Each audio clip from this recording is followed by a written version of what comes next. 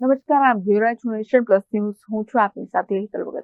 આજે દેશભરની બેંકોના કર્મચારીઓ હડતાળમાં જોડાયા છે, જેમાં યુનાઇટેડ ફોરમ ઓફ બેંક યુનિયને આજે દેશવ્યાપી બેંક હડતાળની જાહેરાત કરી હતી.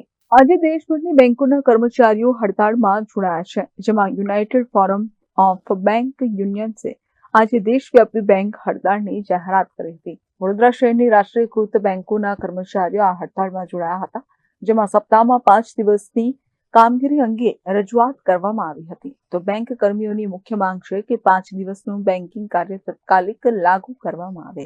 રજૂઆત બાદ સરકાર તરફે યોગ્ય નિરાકરણ નહીં આવતા કર્મચારીઓ હડતાળના માર્ગે જોડાયા છે.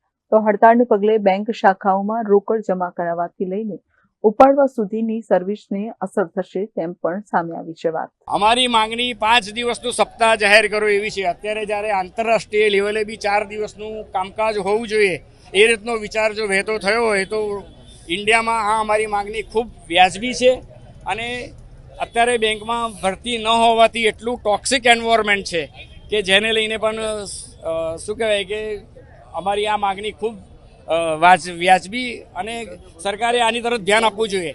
એમઓયુ કર્યા પછી બી અમે વર્કિંગ અવર્સ બી એડજસ્ટ કરી આલ્યા છે. 40 મિનિટ વધારે કામ કરીને પણ અમે તૈયારી બતાવી છે, છતાં પણ સરકાર આ માગણી નથી સ્વીકારી. અત્યારે સરકાર એવું કહે છે કે અલ્ટરનેટ ચેનલો ખૂબ થઈ ગઈ છે, એનો ઉપયોગ વધારો.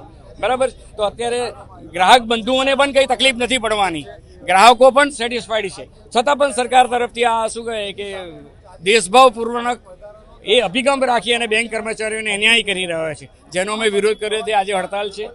આવનાર દિવસોમાં બી ફરી અમે રિવ્યૂ કરીશું સરકારનું શું સ્ટેન્ડ છે અને પછી આગળના પ્રોગ્રામો આવશે. કેમેરામેન નવનીત પરમાર સાથે Chirag Patel, Nation Plus News, Vadodara.